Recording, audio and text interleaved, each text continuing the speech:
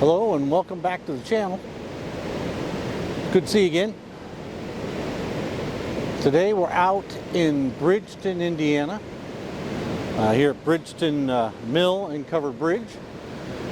The plan today was to come out here in the afternoon, late evening or late afternoon, and try to take an image of the bridge and the mill in that golden hour light prior to sunset. Beautiful sun until I got about 20 minutes from here, and then of course the clouds moved in and all the light's been gone. So typical, that's kind of my luck. It's just the way it works. All right, so here, give you a shot so you can see what the mill and everything looks like. Now if you're looking at that, this is something we've been to before. I think I actually shot my very first video here.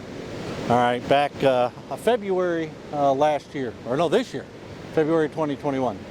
So what I thought I'd do today, since I'm here and there's really not going to be any light, was I thought I'd take a few minutes here, shoot some pictures even without good light, just to see what I could get. But at the same time, thought I would share with you my views on what I'm using here. I'm using the Canon RP along with the RF35 1.8, you know, to shoot this video. So what I do with most of my videos here, at least recently, I've gone to this combination.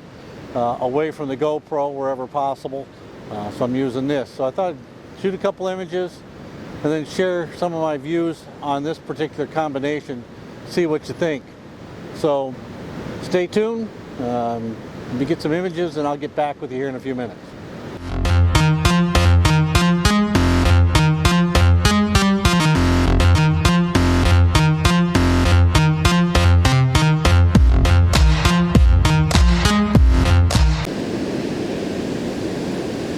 All right, so what I thought I'd do here is I'd share with you, how you take nothing other than really a very beautiful setting, but how you take no light, no anything, and try to at least turn it into an image.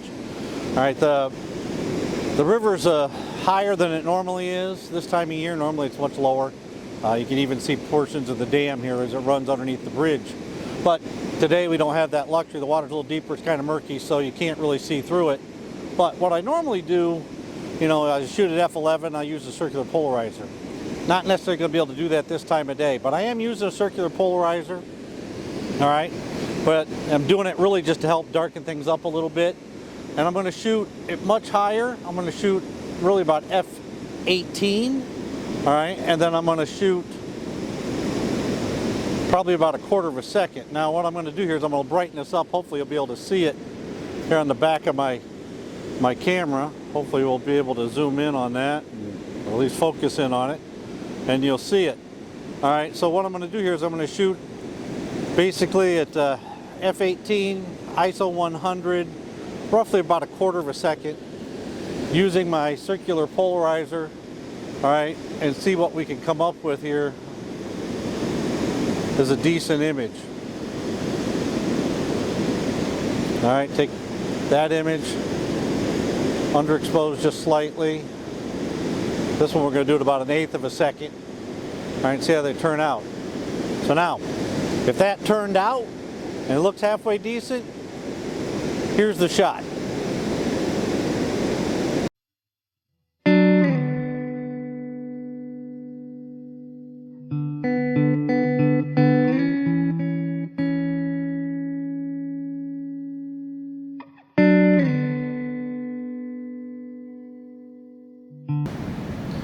All right, so let's talk about the RP and the RF35 f1.8 shooting video. All right, I've been using this camera here for a few months. I replaced my GoPro and my iPhone, to use the RP, which, if you remember, this is what I really started out with, in the Canon system. All right, was using the RP before I got the R5, which is what I'm shooting with today.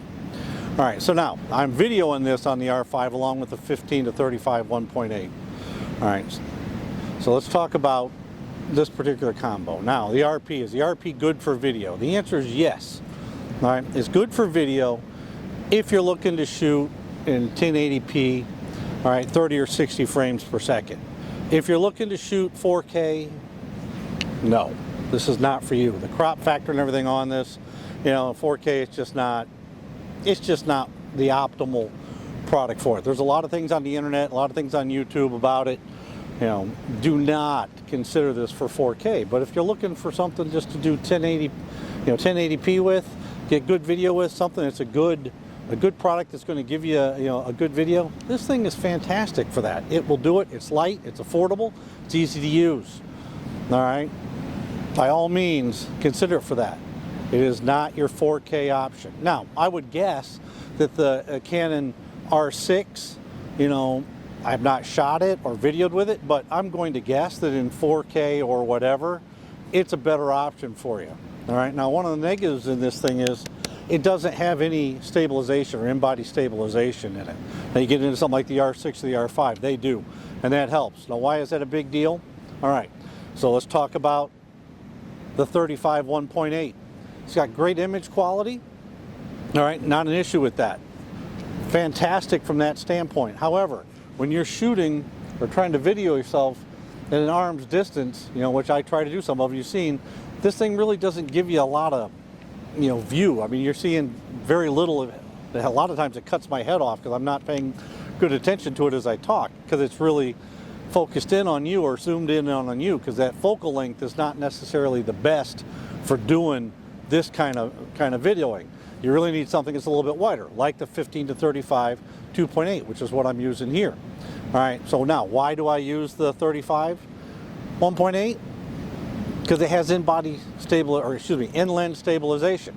All right, if I didn't have that in the lens itself, I'd have no stabilization whatsoever. So if I were using the RF 16 2.8, which has just come out, all right, you're going to see a lot more of the bouncing and things like that with my hands. Where with a little bit of the lens stabilization, it helps stabilize it and steady it out. So you lose a little bit in the focal length side of it, but you gain the stabilization. Probably the biggest negatives to the RP is no in-body stabilization and the 4K crop factor. Beyond that, from a video standpoint, it's a pretty good product.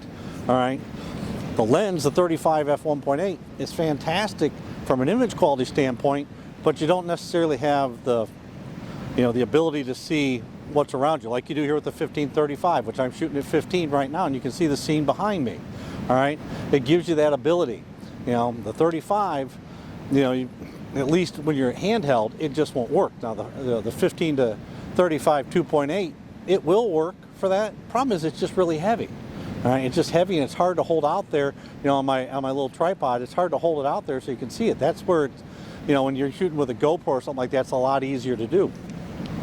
All right, this is light and easy to use, but you put a bigger lens on it, like the 15 to 35, just to get some stabilization, and it doesn't work. So right now in the RF system, there isn't any trade-offs that really work better than this combination. All right, now I've tried the 24 to 105, the kit lens, the 3.8, 3.5, 3, I don't know what it is, to 7.1. All right, I tried that at 24. On a couple of videos, it's all right. The image quality is pretty decent. The problem with it is it's a lot like the 15 to 35. It's just heavy. It's not as big, but it's still heavy, and it's hard to hold it out there, to try to shoot, handheld per se. All right, so you got to find the light combo, and this is a good light combo. All right. Again, the only negative here is it just doesn't give you a lot of view. It zooms in probably a little bit more than you want it to when you're trying to hand hold it and talk about what's going on. But beyond that, this lens works pretty well. It would work very well in a situation like here.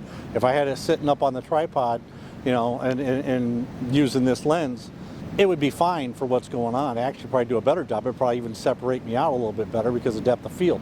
But good combination, just not necessarily great for that length. Now, why don't I use the 15 to 35? Why don't I buy an EF version? All right, there's some EF versions that are out there that are pretty inexpensive, and they're fairly light and they're fairly wide.